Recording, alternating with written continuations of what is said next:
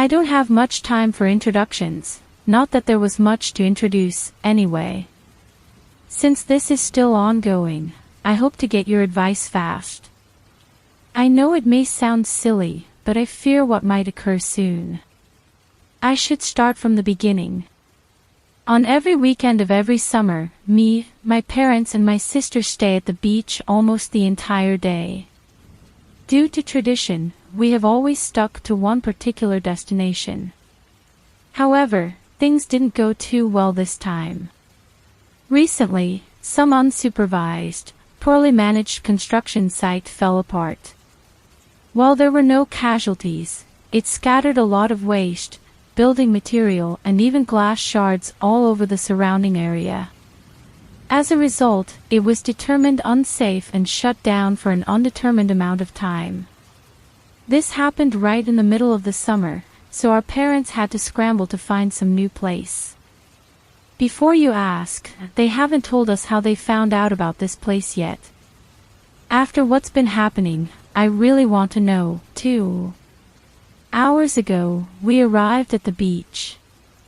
Giving a passing glance, nothing appeared odd. The tide was nice, not being violent, but also not boring. On the surface, the sand looked crisp and clean. Everything was just so relaxing. Before we began doing any though, we got to work setting up 2 tents. Well, me and my parents did, anyway. Meanwhile, my sister was on the lookout. We've never had any bad encounters, but Mom has always said it's better to be safe than sorry. Hey, Dad. What is it, Jenny? Are you sure we didn't come earlier than usual? I can't see anyone anywhere, Jenny replied. Shouldn't there be at least someone else, too? Confused by her words, I looked up from what I was doing. Looking around, I saw she was right. There were no people to be found, not even a lifeguard. While attempting to spot someone, I looked out into the horizon and noticed another abnormality. There appeared to be more terrain, maybe 1 mile away from shore. I think there's something out there in the sea, I added. Reaching into my backpack, I fetched binoculars out and threw them at Jenny, who was able to catch them. See for yourself. I pointed to the ocean ahead. Putting them on, she stared out into the vast body of water. Yeah, I can see it. It looks like an island. Though, I think there's something else there, she explained, leaning forward. An island? That doesn't sound right, Mom said. There are no known islands around this land. Her degrees in geography, earned in quite an intensive course, lent credibility to her statement. She was most proficient in the area, after all. I swear, it's really there. Finishing up the tents, Mom asked Jenny for the binoculars. She obediently complied, handing them over and gesturing towards the unexplored island. Moments passed, before Mom looked back at her and the rest of us, shocked. There really is something out there. There, our even boats sailed around it. She stared at the ground, pondering. Maybe I mixed up areas, or forgot about something. I could have sworn I was right, though. She looked back at it. Wonder what the place is like. Turning around, she smirked at Dad. Don't you think it might be nice? He nodded. Sounds good, wanna go check it out? We can ride our dinghy there, he suggested. The tide's calm, and doesn't seem to be changing anytime soon. We could sail there, have a short tour and leave. Perhaps we could even get someone there to show us around. Mom's eyes traveled to me and my sister, her face uncertain. I'm not sure. Do you think they'll be fine? You'll take care of your sister, won't you, Marcus? He addressed me. I nodded confidently. Being the older brother, I was often tasked with looking after her. Over the years, I had gotten better at it, and she had obviously become more independent. Honestly, I think our parents just don't feel they can trust her yet, despite her probably being capable of watching herself. But not to worry them, I went along with it. "Promise you'll behave," he told Jenny. She rolled her eyes. "I will. I'm 13. You don't have to treat me like a child, you know." "Sure," he replied.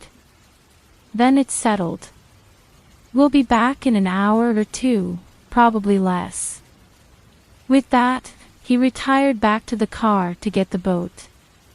Me and Mom talked for a while, whilst Jenny explored around the beach. Eventually, Dad came back, carrying the dinghy. The two of us helped him bring it to shore. Jenny remained around the tent, so Dad told what to relay to her. Following 5 minutes of frankly repetitious, and perhaps overbearing rules, I simply nodded. "Both you, stay safe," Mom said, kissing me on the cheek. "We'll be back soon." I observed them boating towards the island for a few minutes. However, a sudden yell made me turn around. It came from the tent. Racing over, I saw Jenny holding her right-hand thumb. A small stream of blood was coming from a cut, staining the sand below her. I took a deep breath. Maybe I wasn't as good at looking after as I thought. I came to her side. "Geez, what did you do?" I asked, fetching a med kit from one of the tents. She cringed slightly, as I grabbed her injured finger in order to apply a band-aid. "It was an accident," she argued, pointing at a familiar box lying on the sand. "I just tried to open that, when it cut me." Why does Dad even store things inside it? The box was mostly composed of plastic, but there was a thin layer of metal along where it and its lid connected. It was half open. I could see a bit of red staining the metal, too. Dad stored our 2 shovels there. This was due to an accident 5 years ago, where Jenny disrupted other people's relaxation by digging near them. She got us expelled that day, when another kid fell into one of her holes. He still hadn't let that go. "Why do you need a shovel?" I asked. "I think I found something interesting in the sand," she replied. "Just let me use the shovel, and I'll show you." Although I was confused, I figured it wouldn't do any harm. Carefully removing the lid from the container, I passed her precious 7-year-old shovel. Smiling, she told me to follow her. We walked around 20 feet away from the tents, before she stopped. She gestured for me to look down. Doing so, I noticed something emerging from a small dune. Smirking, she dug it out in one swoop. "Did you really need a shovel for that?" I asked, sighing. "What's the problem?" "You gave me the shovel, it's not my fault you didn't question me further." "I did find something, didn't I?" I contemplated snatching the damn thing off her hands before she went crazy, but decided to let it slide. At least there wasn't anyone here for her to piss off. Instead, I just grabbed whatever she dug out. Surprisingly, it wasn't just some thrown-out junk, but rather a journal. Its cover was tattered, yet I could still make out the words, "School Project, Traveling." This made me raise an eyebrow. Why would someone throw it away? Noticing my expression, Jenny took a look herself. Whoever it belonged to must have failed that project, she giggled. Maybe I can steal Anna's next graded presentation and bury it the day before. That would teach her not to be such a bitch. All she did was tell on you. Rightfully so, since you were trying to sneak into her brother's room. You knew he didn't like you crushing on him, yet you still did it. And you did it while his parents were still unsure of how they felt about me dating Grace, I retorted. If anyone is a female dog, it's the one who nearly ruined her brother's relationship trying to harass his girlfriend's younger brother. That was years ago. Only 2 years ago, I corrected. If you're using age as an argument, then why are you still raging at her over it? Flipping the journal open, I checked the first page to ascertain its readability. All you can think of is Grace, she flipped the subject. It's always Grace this, Grace that. You don't even take my feelings into account, she said, punctuating that last sentence with a shove. That last insult did it. Next thing I knew, I had snatched the shovel from her hands and pushed her away. And I hurled it randomly. It tumbled down the dunes, towards the shore. Jenny barely had time to process it, before she raced after it, likely fearing the sea would pull it in. Without a word, I headed back to my tent. She could handle it herself, for all I cared. I checked my phone. 20 minutes since they had left. This is going to be a disaster, I thought. Why hadn't I convinced them to bring us along? It wouldn't take more than 1 or 2 extra trips. However, I didn't attempt to call them. It was too late now, and they deserved to have their pleasant time together without interruptions. Sighing, I figured I would just make Jenny stay in the other tent once she came back. In the meantime, I focused on the journal once again. Despite having my cell phone, I was too frustrated to search for something I liked online. I skimmed through the first 2 pages, which basically amounted to the owner presenting themselves and what they would be discussing. The owner's name was apparently Ian. He was 16, and he was presenting an essay about a strange beach his parents had come across. According to him, his parents were originally hesitant about bringing him and his sister along, as they'd been told the place was barren, and feared they wouldn't be able to call for help if they needed to. At that point, I searched for a date of writing, which I found in the top of the first page. 17 August 1992. Exactly 30 years ago. That sparked my interest even further, and I was eager to read on. The rest of this post will mostly consist of the following pages, transcribed to the best of my abilities. I was forced to interpret some parts, while others were just too deteriorated to decipher at all, so keep that in mind. I'm very unnerved. 17 August 1992. A pleasant breeze gently swayed the small flora, as we traversed the path leading to the remote beach. It had taken me quite a while to convince my parents to take me here. Sadly, we had to bring my younger brother along as no one was available to look after him. Immediately after arriving, I pulled my binoculars out and began observing the horizon. If you're unaware, the reason this area interests me so much is due to a certain rumor that's been circulating around. According to it, an island supposedly appears around a mile away from here on certain, special days. No one knows why, how, or even exactly when it appears. What is known is that entering the area is severely discouraged, as no one has ever left it. Silly story, right? I think so too, but the majority appears to disagree. It is honestly incredible how such a fabricated tale could deter so many from coming. There isn't anyone in sight. How could anyone believe this? I mean, if that many people were truly disappearing, wouldn't the police eventually start suspecting something was amiss? After all, there would definitely be multiple people who saw the supposed island without entering it. People should really start scrutinizing what they hear more thoroughly. I had a small nap at the tent.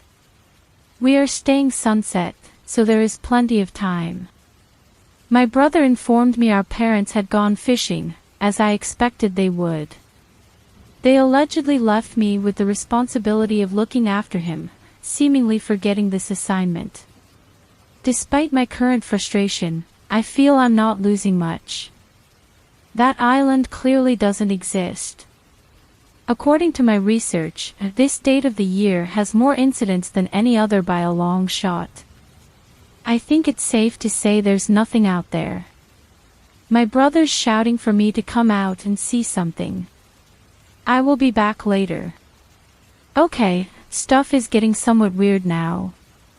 There is a weird structure out in the ocean. I'm fairly certain it was not there before. It's probably just a ship or cruise. It's too far away to tell. Maybe I can use the binoculars we have lying around to get a better view. I will decide later. In the meantime, I guess it's a good time to elaborate on the legend itself. Obviously, it would be impossible to list everything in a reasonable time frame, and so, I will boil it down to what I feel is most noteworthy. The island is said to have existed for thousands of years now. While there's no general consensus to its origins, two theories seem to be more prominent.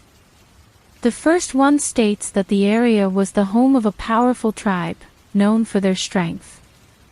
They were at war with another tribe that inhabited the area that would later become the infamous beach.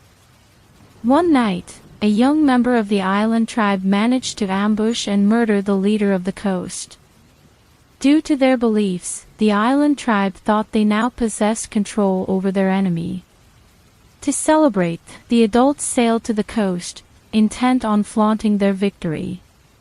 However, once they arrived, they were dragged through the sand and tied up by the enraged people of the coast. The dead leader's son stood before them and ordered their death. It said the execution was so horrible, written records of it were forbidden, leaving them lost in history. No matter the answer, the onslaught wasn't finished yet. The broken heart of the fatherless son was filled with rage. He would not allow the existence of the wretched island tribe. They sailed to the mass of land, wearing the skin of the adults, the skin of the parents of those that remained on that island. Fooled by their disguise, the children let them in, only to realize their mistake, but it was already too late. That's the rather abrupt ending of the first theory. Very weird. It doesn't really explain the location's disappearance that well. I mean, if it was really haunted, wouldn't the furious spirits want to get as many victims as possible? Why purposefully limit their opportunities by only appearing sometimes? The second one is not much better, though. It does maintain the existence of a tribe on the island thousands of years ago, but mentions nothing of a coastal tribe. In this version, the inhabitants were very weak and cowardly, their survival hinging entirely on their isolation. One day, a young member had an idea. Perhaps, if they implored, the gods of the island would grace them with strength and courage. After much convincing, the leader approved. For the ritual, they waited until it was foggy, then sailed to the coast. They collected its sand, and returned. Back in their tribe, they reunited all the sand they brought and set it ablaze. They claimed for the gods of the island to seize control of the coast, for it was their godly right, and then begged for strength and courage more fierce than that of lions. Unfortunately, it said one of them botched some part of the ritual.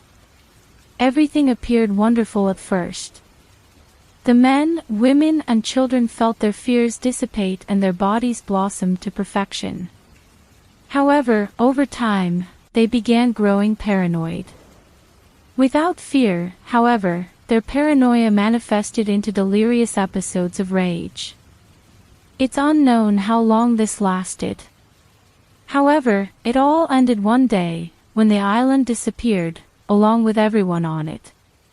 I guess this one at least gives some context to alleged island's abnormal properties. However, this one makes the lack of reports even more confusing. Again, what happens to those that see the island but choose not to go? When you move away from origins, things generally get less detailed, ironically enough. From what I have read, the stories are very similar in nature. I will tell you one of them, just so you get an idea. In the 50s, a young couple was taking a shortcut to a party when they allegedly came across this very beach.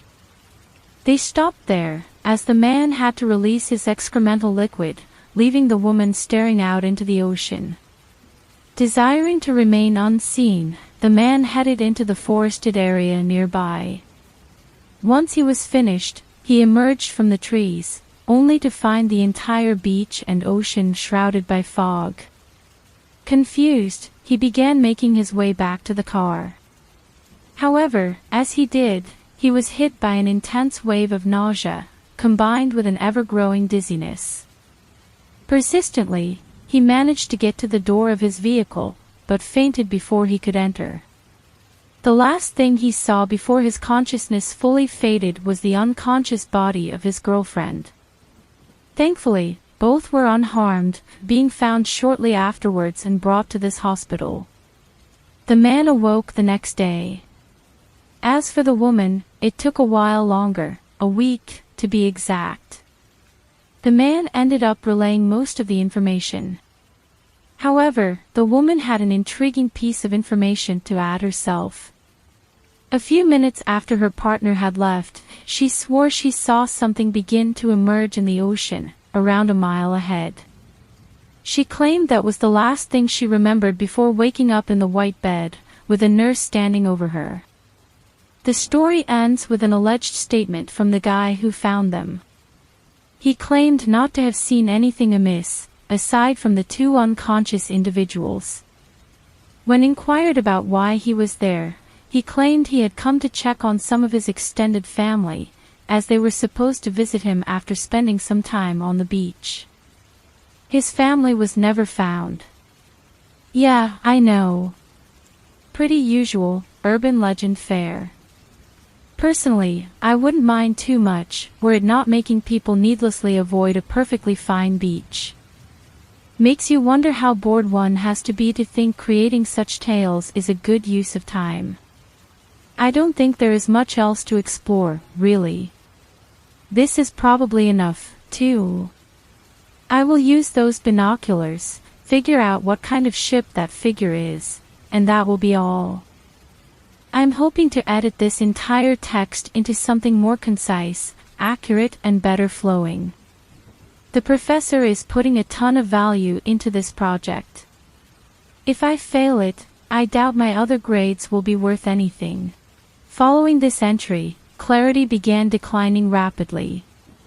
Due to that, I had to interpret some things myself, while other stuff was just too incomprehensible.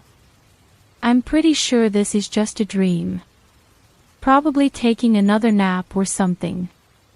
Then again, most lucid dreams allow you to do anything, but everything seems normal, well, besides the mass of land that just appeared in the middle of the ocean. But there's no way it can be real, right? I guess this dream will be an interesting addition, I hope. Anyway, I pried the binoculars off my brother's hands, and observed the figure. Turns out, in this dream, it wasn't a ship at all. It was an island. An entire island, with small boats anchored beside it. An island that appeared from nowhere, just like the legends. I'm currently waiting inside the tent, having made my brother stay on the other one. Our parents aren't back yet. I'm pretty sure I will wake up with them standing over me. I have heard sleeping in a dream is a good way to wake up, so I will try that. Things deteriorated further in the next entry. Oh God, no. This can't be real, it can't fucking be. The first thing I did when I awoke was check this journal out. Once I found the last entry still present, I freaked out. I even got a cut on my hand, while scrambling to exit the tent. That pain was real, completely fucking real. Looking around, I noticed there was fog everywhere. I couldn't see anything beyond the distance between myself and the shore. Except for a large shape far ahead, that mass of land, mocking me for doubting its existence. I shouted for Mum and Dad, but there was no response. Minutes passed, until my brother finally made me stop, asking what was going on. I tried explaining it to him, however, it was obvious his less developed brain couldn't process how dire our situation was. Trying to think logically in this purely irrational situation, I grabbed him by the arm and tried making my way out of the beach. We walked for 5 minutes, making sure to remain on a straight line, yet we came upon the same fucking place again. We tried again and again, until we gave up and moved back to our tents. We're currently huddled together in the same tent. I don't fucking know what to do. Wait, I think I see something sailing over. The following is the last entry. Keep in mind, this had the most holes in the writing. Why would they do this? No, it can't be them, right?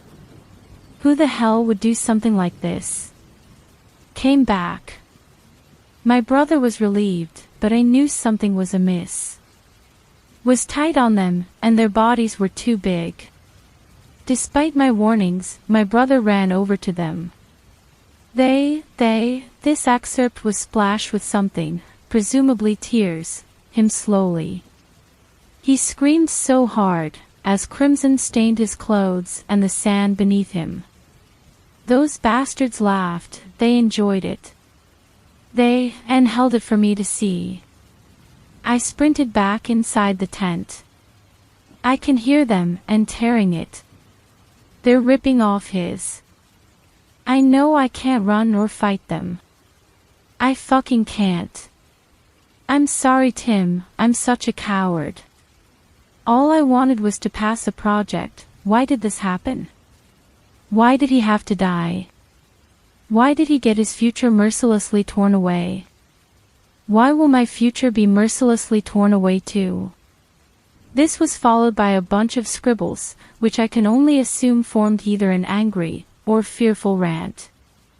Then came the last 2 paragraphs. I've torn a hole through the fabric of the tent leading into the sand. I'm going to bury this journal, in case anyone else stumbles across this.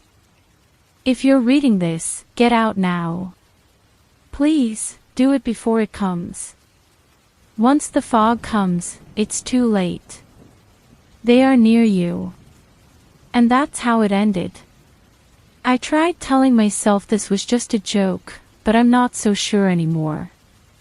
Our parents are still on that island, doing God knows what. My phone has been having signal interruptions, and my mobile data barely functions now. I have typed this down several times already. It fails constantly.